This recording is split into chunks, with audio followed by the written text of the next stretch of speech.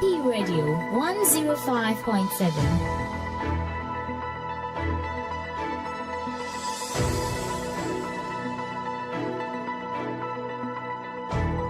Action Power TV, the way of salvation.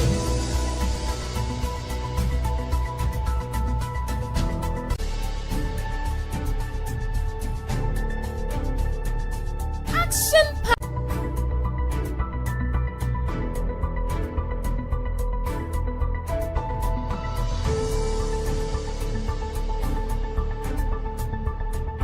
You're listening to AP Radio.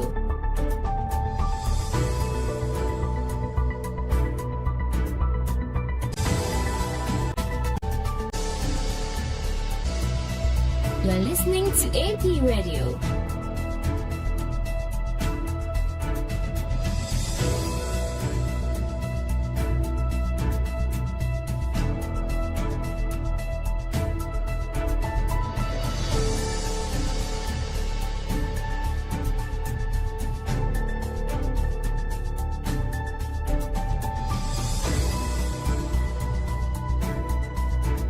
AP Radio 105.7.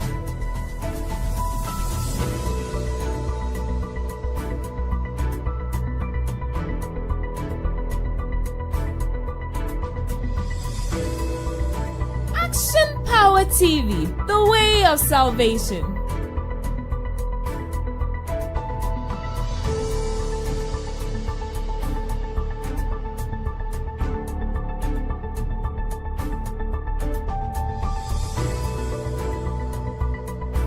You're listening to AP Radio.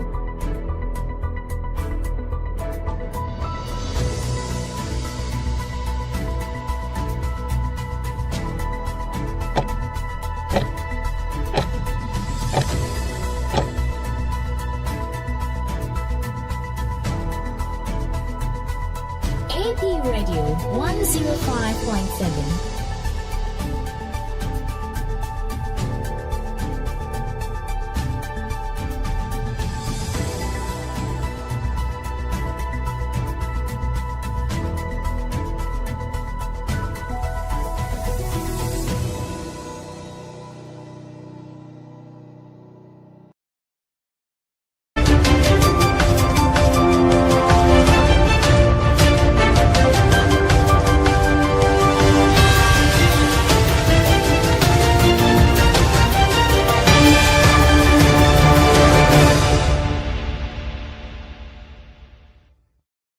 YouTube, APTV GH, TikTok, Instagram, na X and Tintin, Fidini, AP Media _GH, over to me, any edin kita home. And you running somewhere, but the edin one could be any. Ora alam kwa George Matese movement for change, you know, was Sessanwa or Yana Manuku. Sanso ana ononyam for Haruna Idrisu. One also trasa or many womasia and some mono. One day and she share for a banyan is ready for bet to me a boy. Ye call DVL for so Akachia, yes, sir, one more JJC cabin and no, and I'm not sure your fee. If you are about to and person or so much shabby in the trust, one more fan better, I'll be your free hole. European Union François Chasseur 2027 wamode nhyehyegu kwemo ma Russia for drone shunua wamujeje mu ma bi fan krofo aman bi eso no wamobaku atia afofro aka ye ho na yaboaboa no so no siabre mu kase ba boss lady Afia Kyem Agyemang medebe somo.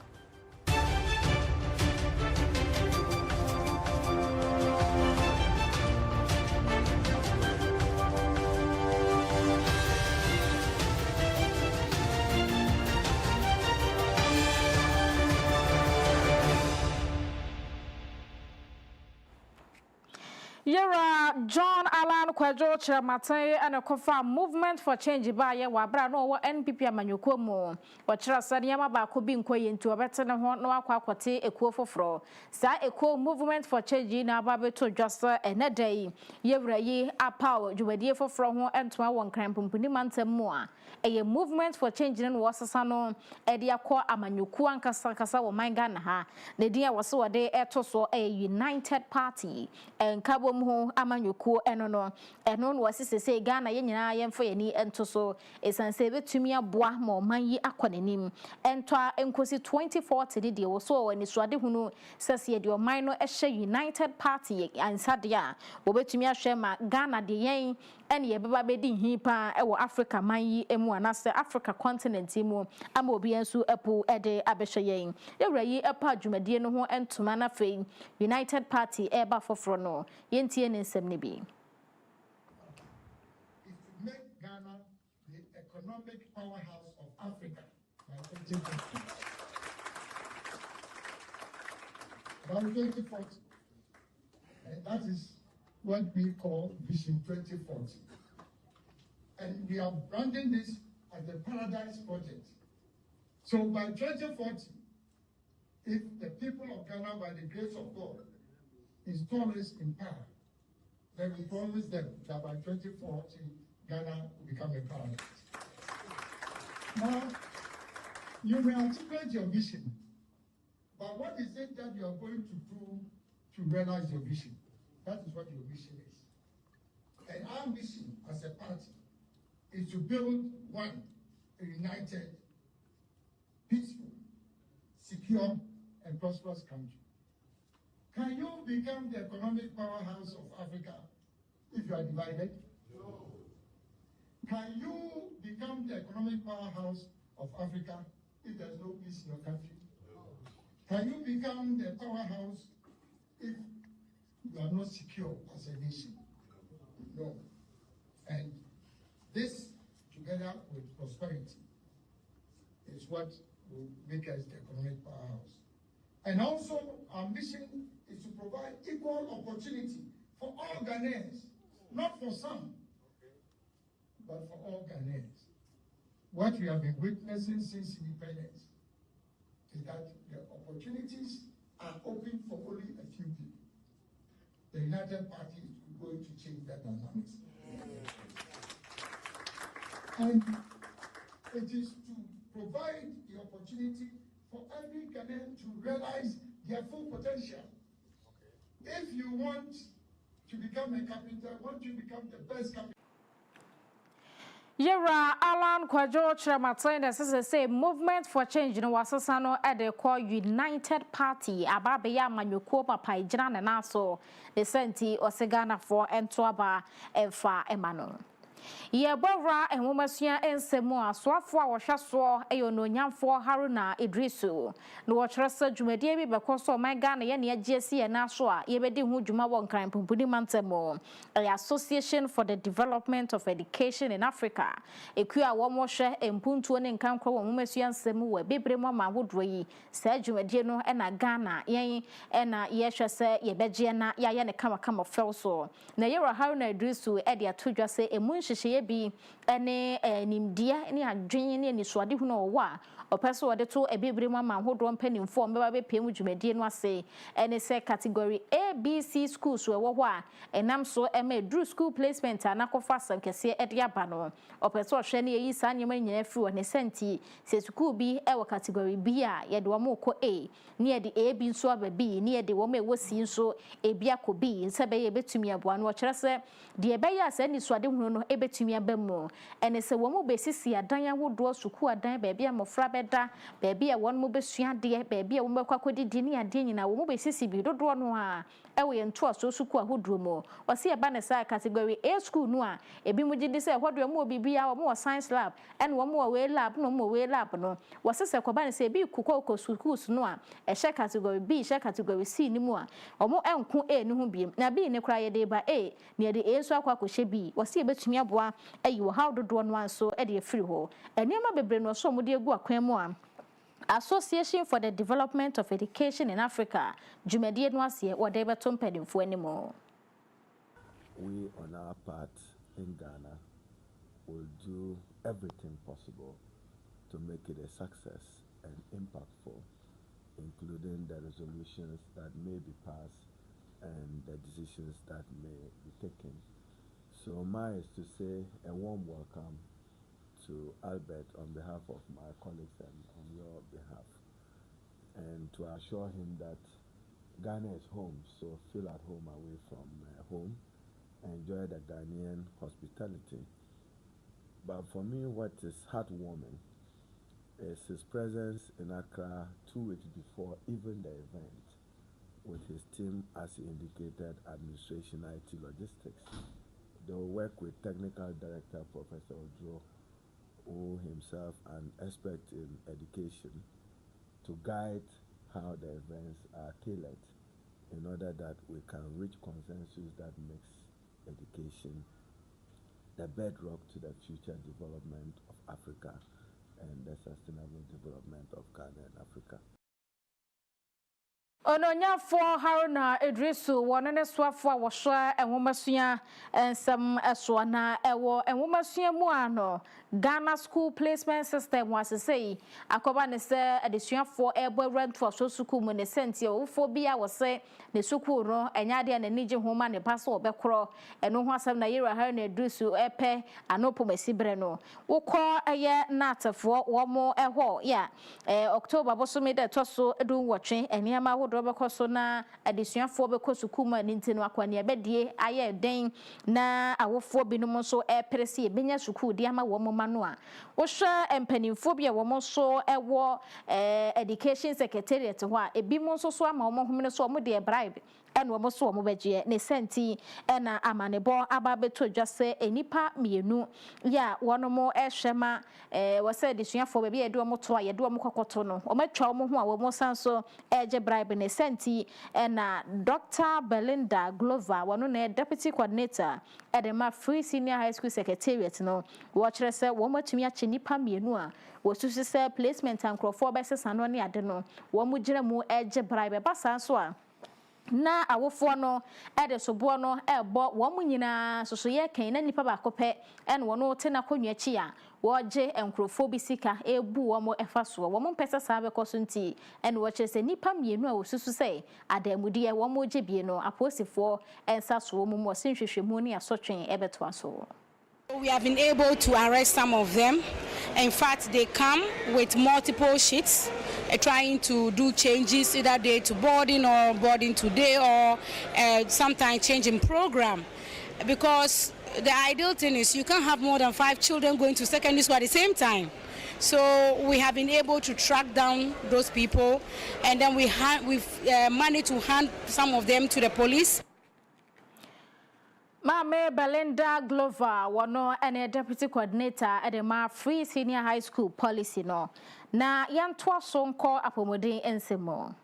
Dr. Bernardo Koboy ene kane panimpa na wona se ono na ye kane soafo no wo hwe yapomodin ensem so na wo kire se agenda 111 project no panyimfo enye hwehwemu bi wo hu hwehwemu mu odin pa kwakire ene wo munye no mo sentie wo kasa semi ene se emprempren soafo a wo hwe yapomodin ensem so wo se won heda e ma ye nhunu de ekoso e wa agenda 111 project nim so mo batu se sika bi wo ho nti wo mo de to aso sade ne wo mo beto ye ni nyina no won heda e ma hunumu bia enye adwuma e wo mu ne senti ene wo kire se ne empanimfo betumi ahwe hospital projects yahodo a ekoso ni nyina na wo mo atumi aye nhwehwemu bia fa ho a enke beboa papa ama niam ahodo so atumi akonenim so afo hwe yapomodin sam so edit to dwa October bosome de to so dudu menra de ye se aban no e hwase na waye nhwehwemu ahodo e wa agenda 111 project no emo esense sika bi wo ho a enkrofo ye ne basa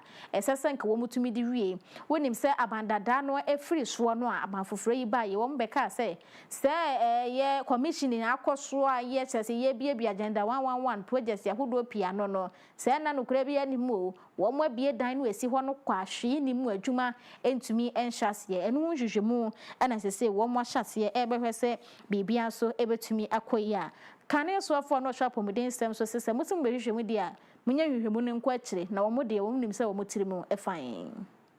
once the clearance had been given, I heard him saying it expires. That expiry is a technical term. Media. If let's say government has, like this La General Hospital, they put 60 million in the budget for La General. Assuming that money is not disbursed and we reach December, they will tell you that money has what? Expired. But it doesn't mean the money has gone into water. It only means that it must resurface in the next budget. Either at 60 million again or even more. You know what I mean? So when he says it's expired, he's only trying to say that the year in which it was captured passed. But it doesn't mean that the money is no more available. This is the answer. It is a matter of priority. So there is a catch here, which I want you, the media, to remember. Minister of Education said that himself and the Minister for Health, they went to cabinet, right? For those who were picketing and the teachers. What did they ask for? They said the finance minister was asked to do environment. You know what environment is? It means that there was a line item. The money they said they have some 1 billion now to pay necessary. To via means that it's not money that they are now introduced to know. It's money they had programmed for other things. So my answer is very simple. It was a matter of priority. It's because money that we would have used on the nurses and the teachers, they nearly wanted to send it elsewhere. It took the pressure from the teachers and nurses to now meet at cabinet and do what they call environment. Environment means that that was money that was going to something. The finance minister was asked to redirect the money to pay them. I want to encourage the health minister and the finance minister. They should always put workers first, because without workers, there is no Ghana. Agenda 111 project ya abanse wo ye enhwehwemu ewo ho ano ena kane soafo no hwe ya pomode ensem so wode na no atoso ebie na yanko emrahye bedwafie efia abato empeso no so mahye bedwane yo no nyamfo Isaac Boama Nyako no se driver and vehicle licensing authority DVL4 ede sika bi atoto license yankrofo ebejeje so a wo kira se mahye bedwafie ho ameto ho amoma mobo hu no wo ho apene so anaso maka so mo mpene so nyade betumi aye adwuma eno ane se DVL4 agina wo motumi so a wo motumi ede sika bi atoto license no eso then ye rai kire se enamo mrakwan so kora se bibi betumi akoso aban enwumaku ahodo betumi de sika bi atoto mu dwumadi so a eje se wo mu de abeto mu ahye bedwafie ama yaka kire wo sampa mu betumi ato akoso ede wo mu dwuma no nenso da bi wo mu ahyase a wo mu de sika bi ompeso wo je eno an wo mu gege ye rai kire se enamo mrakwan so kora enti wo mu se ahye bedwafo wo mu de omnan ebesi fo mu bi onso DVL fo nim de ya emprempren ya mo fa asam no medan emrahye bedwafie na wo mu hu de mo beka e de afa ho. The charges are imposed by Parliament, okay, not by any government agency on its whims and caprice, by regulation.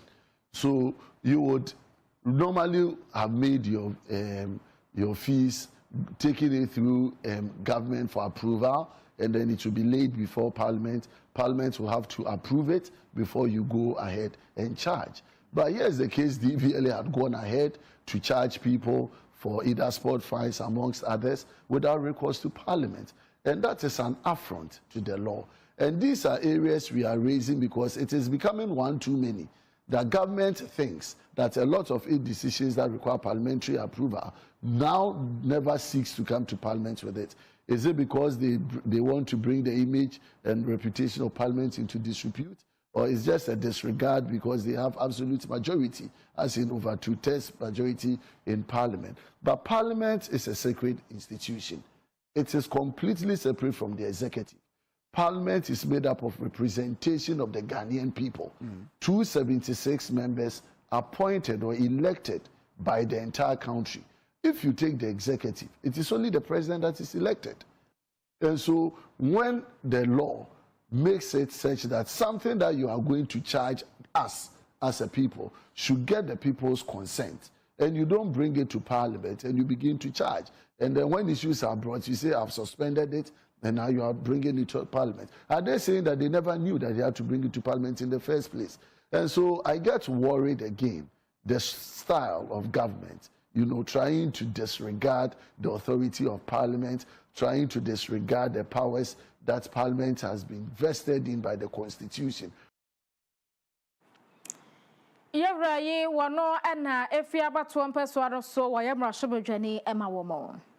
Na yɛtoso a maame Adwoafra Koma ba oben a senior manager of retail experience ewo MTN Ghana na wono so aka kire Ghana for say yema ye ni na ho papa na eba no ntenten fidie so ye ho nsɛm ya ye de gu so a yema ho bambo ehia ye enya se obia na wo keka woni ema bi a kire no eba sa na wo sika wo ho ne ye kwatwemfiri wo momu account no so a na wo de sobo bebobo telecom fo ene wo mu aka wo se eba no cyber security a ehu hia pa so mutumi ye nkyerɛkyerɛ ma afoforo so etumi ehunu de ekɔ MTN Ghana for so mugu so a ewo ahofama no se wo mo kyerɛkyerɛ nipa dodo efa abɛfo kwan a yefa so di dwuma ene ye ho nsem gye di kogu so no ehu bambo na koba ne se enipa bi a wo ma fa to mo so se apo bukata ene wo mo bɛbɔ nkrɔfo no ebi entumi ntu yen wo se eba no social media ne so afa ye bank ho nsensem ye de sika ekoto sika krabia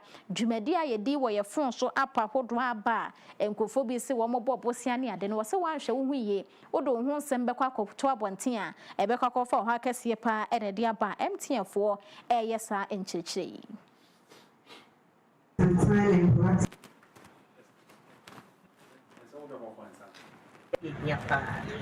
na bidia dance say ene ukọ time the sabe time na wanhwe hu ye a design enyoma bebre na ekoso ntie the sabe so ni esi ho say ye boni be kasa awareness education ama ye ho ye staff na abontini na ho bi ye ho say okoso efidie ni so eso ede na so se onya ahweyi say the design bia enkonko sign ntie ye busumi a ehia ye pa say de be kasa kire ama ye ho and no BPR or you see internet diduma one way or the other. The every row ama a customer says so any actually was sign your name.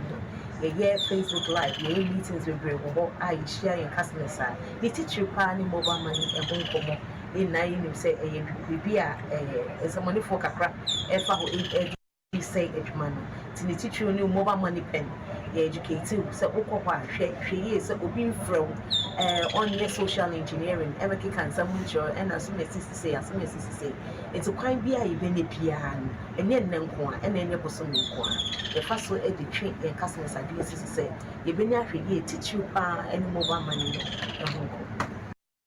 Mame abna Afra Koma ya Juma ewa MTN Ghana na wono F24 se yenso yenhu yemfa ho nsensem bi ma obi koba ne se obi frɛw na fa ho asem we bra fa ho asem we bra se MTN fo mfra nya santi yenhwe yenhu yen kankan ene se wo sika poduo bi eda omomo account no emo na yafra ni enkyeremu ewo court aseni hu ensemo dade lumba ene na eye nasam no ekokopie mu ewo Kumasi High Court ekoba ne se na yire pani maame akuasewa de na yire a kyese ofa no eto aso odo broni ene na busua ekopie mu ewa seni bia wa wokyere se eyiye hu enhyehyeye no wo ma afa no anka ho ne senti wono ode omobekọ court ama de court se okafa ho bia watumi aka afa ho ene kopie mu ho no awia pramto brekase boso ye ne ohene ba dankwa Jupiter di nkomo e ma ne kire se court wa hyesa asam no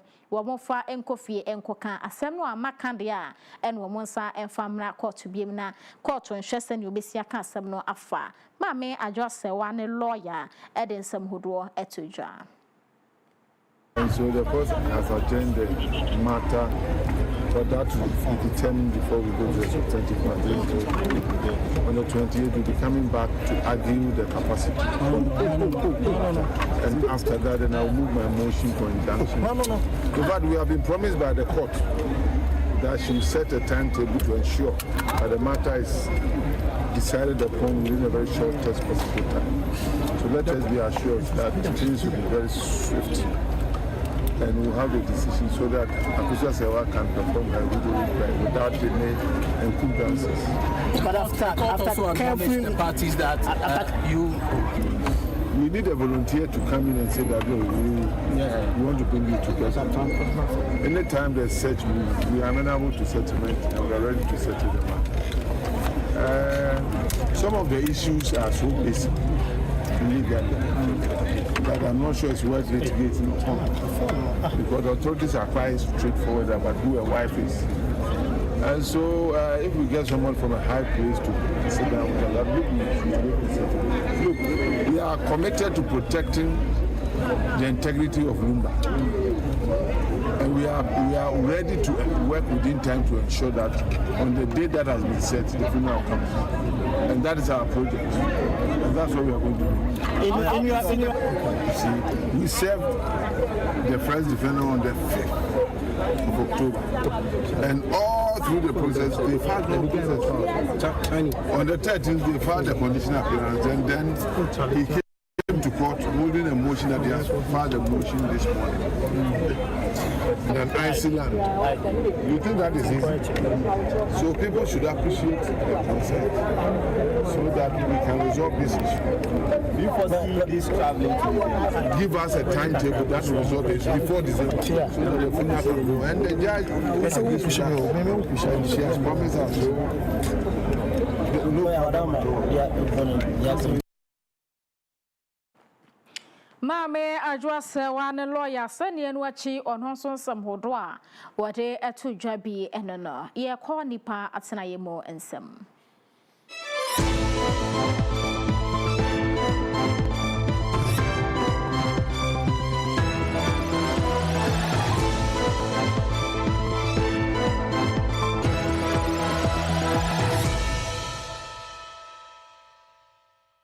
This segment is brought to you by King's Home Studios.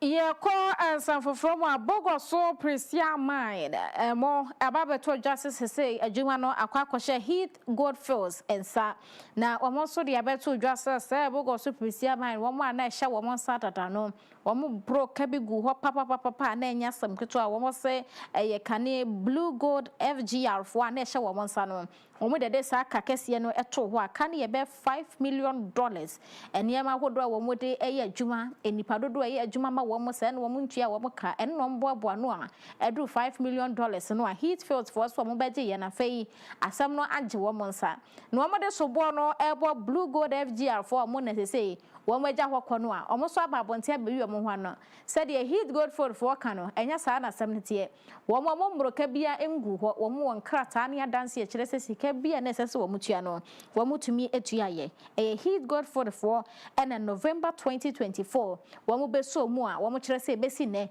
wo mo ma broka agu wo na mum FGR for se wo mo de eka bia ni ho a wo mo so agu ho ansa na wo mo gya ho akọ na Ira Patrick Apia Mensa ono ene managing director edema Blue Gold FGR for ene wo mo ene gusua ekasa sebe ya wo mo besan wo mo ho. I'm aware that there is a significant amount of money left unpaid at the Minerals Commission in respect to the mineral rights. My numbers, I might be guessing, but I believe it's ranging between $5 to $7 million that is left to be paid there at the Minerals Commission. How do you intend to make this payment? Okay, so we have had conversation with the government to structure a payment plan towards that. I was part of the conversations that we held towards acquiring the lease. So we've had a conversation with government already in a structured payment plan to be able to clear that debt. Heath Goldfield for our managing director and the Sansam who do it to John Mum and a HS or mobile and one mobile took $5 million. And Yasim Kumase was say one more jaw koyano and a brosa cano edi egu when they were more pressure will be to me at a time. Na yenko yanim ewo ensemfo fromu a nana ampoma eye ohin bia wanya mfinhia no aduosia enwotwe ahafo no beka ehwene eno no na manebo ene side ne dan a adankra makomako enan ene wo mu 4-bedroom self-contained eja atom ama emunye manyina hyedwere ba wo kyerase ni TV set ya hodo makomako be nsia mattresses fridges makobe enan ene wo mu Echese nneɛma a ɛwɔ dan ne mu no wɔse wo keka bɔ mu betumi adu bɛ 80,000 cedis a enya senkuma ne sika nkasa yɛbɛka nsa physical cash na no so ɛyɛ 50,000 cedis ɛna ɛwɔ efie ne mu ne nkawa ne komuade ne sika kɔ kyese nneɛma bebree ɛna ahye a otumi ɛkeka bɔ mu a ɛyɛ sika mua pa enya senkuma ensentwerefo bɔ ɛde pinama ampoma ne di nkɔbɔ na ɔde awerɛhoɔ ɛkyerɛ mu sɛ yi Hina madi ta ko nyaso fi aduanan nsa e ko fi aduanan na ndi se ahemfo ne ho ne ma de ne ho bebre a ni nyina hye entoma chase ne nkawa ya de hye nsa ne nyina ni nyina hye na me nkora dan ya o mo le mu ni nyina mu ne ma nyina hye dan ho ne ma ya de isi dan ni ti se wa ya se ne chana doors ni ne ma ni ma ka ho a ese de esi da ma ni nyina hye nya me de mu a misika wu mu a enga me ko he me dai eno be 500 million ni nyina hye sana chana doors ni ne ma ni ma ye ko he dai no enso ho sika aburu be se 800 million ni nyina hye de ka ho nchanse ne sreba ni ne ma moto buru ne ma ka ho ni nyina eno ka bomu a eno so kura buru be 500 million nti ne ma bibiri nti mesre aban ni na bi ko se o ma dawo ma bo am na ntimi Nana ampama ja ato de dan mu ama ne nyina hye dwerebe mu niam so ahye no en wo churchere nsemu se ye bio nadmo director ye wo suna for south mercy no emu ovra Emmanuel Anaba ono so ekọ ba bi asem si ye no no so ni nkyere mu ni nan ne nyina ahye o man fa hwe amfri dan nim na ye papa yi oye ohene nti no onyema bebree a ode ne ho ahene ma komade nyema bebree a wose ne bo no esom bo be titiska no 500 million ahye ena obesi dan foforo nti no so no akoto China doors wires ene nyema bebree a wode ba be sisa dan no to de ba begu dan ba akọ anim a wose no so no e wote be titiska no 800 million ni nyina so ayede ahye ena physical cash so an ko de ba be hye dan na se no so be 500 million titiska no eno so de dem ho so ahye dan nine no television say wumbe nine ni na ahye mattresses nine ahye fridges e makoma kunsia ni nyina ahye ena penimfo so saa no entuma kese na ahene ma mode o mo ho komade enyama mu dan mu nyama bia wo fie ha nyina ahye e papa mpoma amfa hwe ewo ne dan enan na ahye ni na nan bufo etumrika ba ya behwe no no kre o mum se obi anya ne nkwade nanso man fa pin kura amfri edan ni mu na awrefo sem pa se sa ade atu bapa ni ebusa no kwaya gya no fa so bae no o se wono de o kaso betumi a kyerɛ se wei ene nam so gya no bae a tro o se ahomachi no da hɔ no betim se wum edan ne yede ehye na anadwo santi no o tietia ma nkofo bae a meboa mu dum na se dan nan no ni na ahye dwebe ebedu ye nsusu no kre bibia e wo fie ha o ma ka pre no mu kra no o ma anye de anya na yebeko na nwede amane akwakobe yempenifo de ombeka bia no Asuna for south mercy ne mo nadmo director over Emmanuel Anaba and wono so echrecha sem ne mo sadie esi ye ye try ho Agyeaboafo enkrato ye ba enyume no nsia kasebo ye beto aso.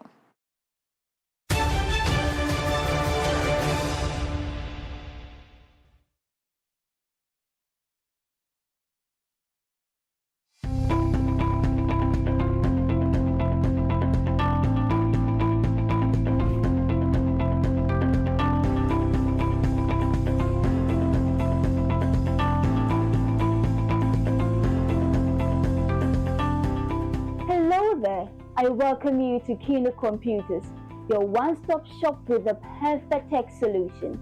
At Kino Computers, we give you the best deals on quality laptops, phones, and accessories.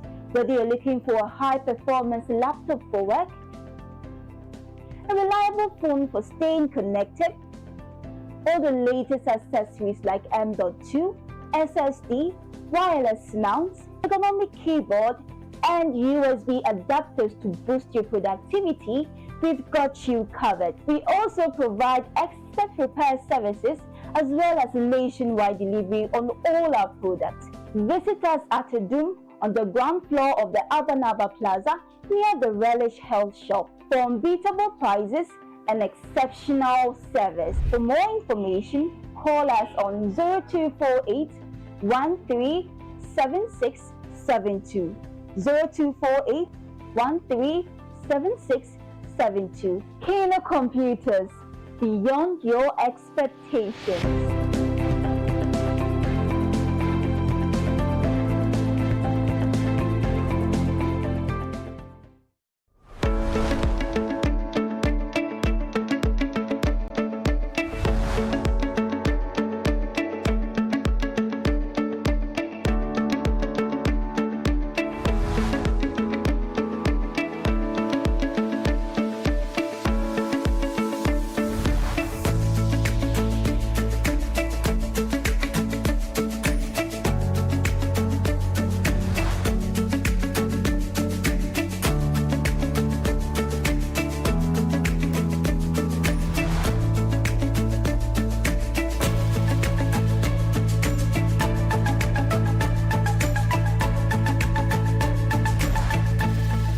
Download the AP Media app now at apmediagh.com/app.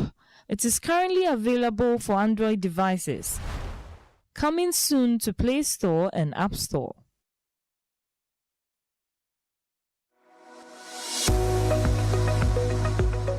Dr. Kukudazi has written a very informative book called How Demons Operate. This revelational piece exposes all the deep secrets about demons to set you free from their evil clutches. You can purchase the book online on Amazon.com and Bol.com, or also grab a copy from Continental Supermarket at Ayediase or the KMA Shell Shop in Kumasi. You can also call us on 050-644-9797 for your copy. Get a copy right away.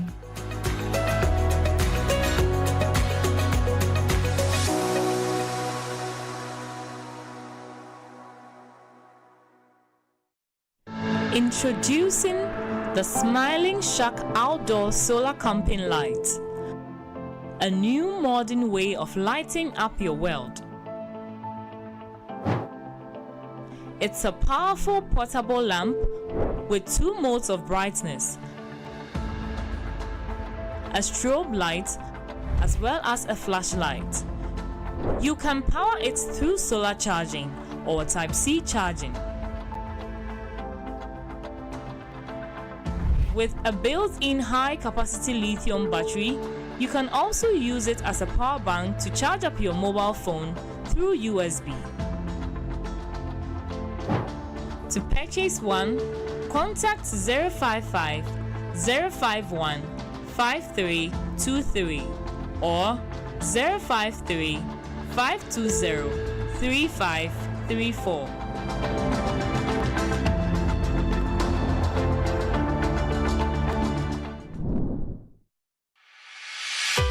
For desktops, UPS, toners, and printers galore,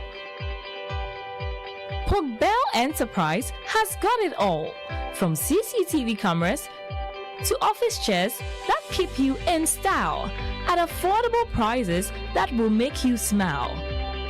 For schools, businesses, and individuals alike, we have what you will surely like. Contact us on 0245 099 786, 0245 099 786. Bell Enterprise. Shop with ease.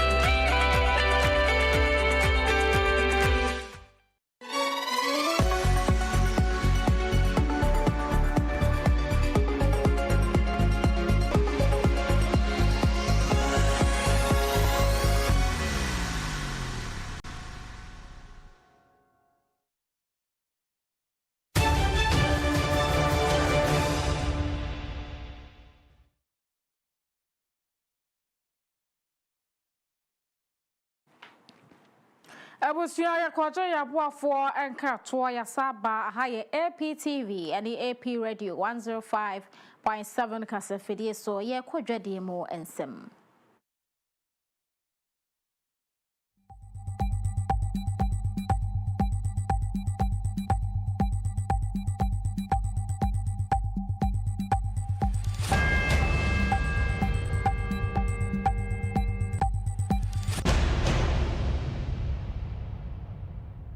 This segment is brought to you by Tizo Aluwex.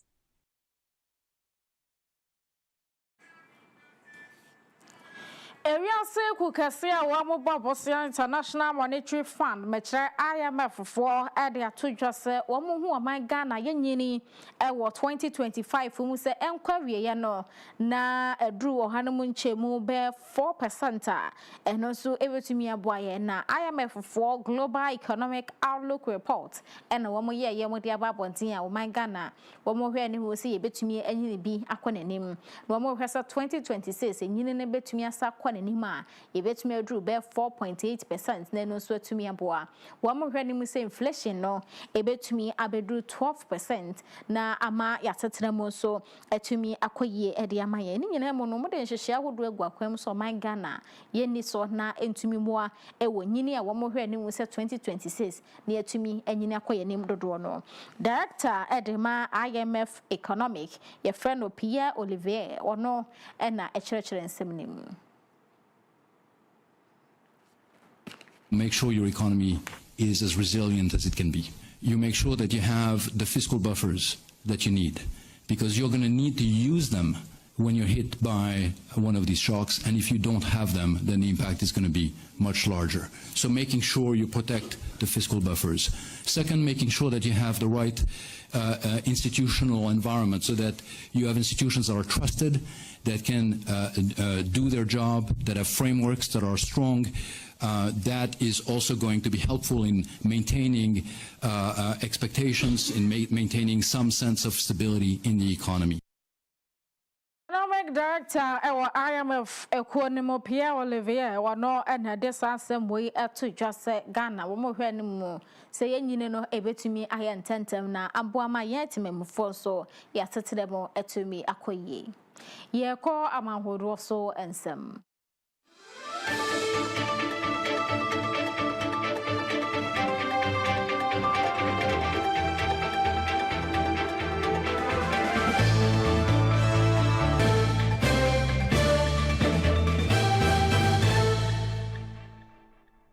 This segment is brought to you by Desat Solutions.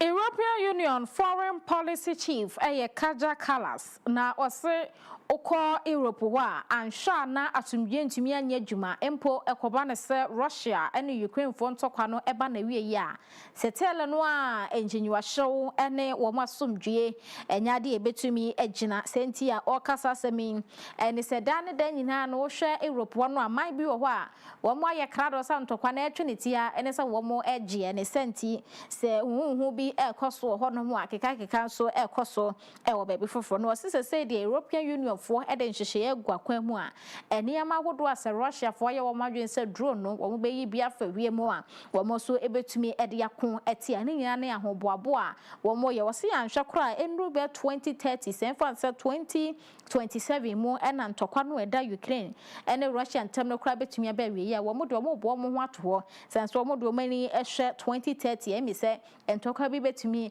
asa ama ne homene so ebie mu a wo mo so egu so eye ntotoye ne enhyehyɛ amai bi timitena sim se ye to ye ni hwe akira a emisa somwie entumi emantie beboaboa ye ho e de ato European Union Foreign Policy Chief Kaja Kallas has no capacity to launch an attack on European Union today, but it could prepare itself in the years to come.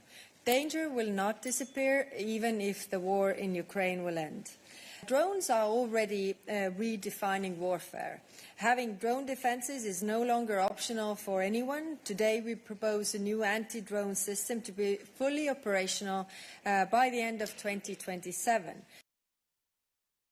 enti se de wose de fa na asomdwe no ntumi nka se asomdwe wo hwa enti wo de anti drone ne niama ubetumi ede abo ho ban wo kon mo no umpe bi obodo o mape bi ato be 2027 de na ni nyina ye krado sanse obodo mani hwe 2030 a omutimu se bi ebesa ama ne home ne eso ye jira sanse we so na ye de anwumra no osi akase ni nyina asi news.apmediagh.com ehone yapopon nsam dodo ano online stories hunsa ebetumi akambi ukọ Facebook and YouTube APTVGH, TikTok, Instagram, and X and APmedia_GH.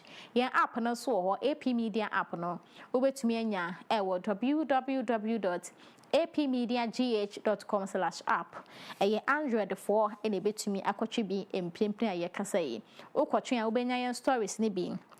Sanso and I'll be to me at your radio no. Ubetumi so ahwe TV no ewo app ne so enti ehu hia pa baby a wo bia ubetumi enya AP media ye dwumadi ahodo aye de nyina na wo so wo de wani e de akire ye wa wodan kra ahodo ewo ho. Happy birthday Enkoma Sadia Halima Fada Bronzy Kwaku Satins and say yemfa wodade enkrai Emma Sadia Halima wasenya akopon hira pa no anyu akoma so ade mana awodade yimo apono bi emu atoto nso embie Emma. Happy birthday to you Sadia Halima a free Fada Bronzy Kwaku Satins ho. Ana ayaya wada ne science no so Dr. Kukudazi Efrem ne ncheche on the other side ebeba wakwamti ya na wonso watumi atena ho na ensem dodo a ebe nyina no wodi bi abokoto dwem na wonso wodi adidwuma ewo ye Kristo abraboyi emo anwumrei moson for boss lady Afia chem Agyemang na mebesomo kase bono ne kenkan mu baby bia wotie ye na ohwe ye free ye nyame enhira ye besan so ehia dasane.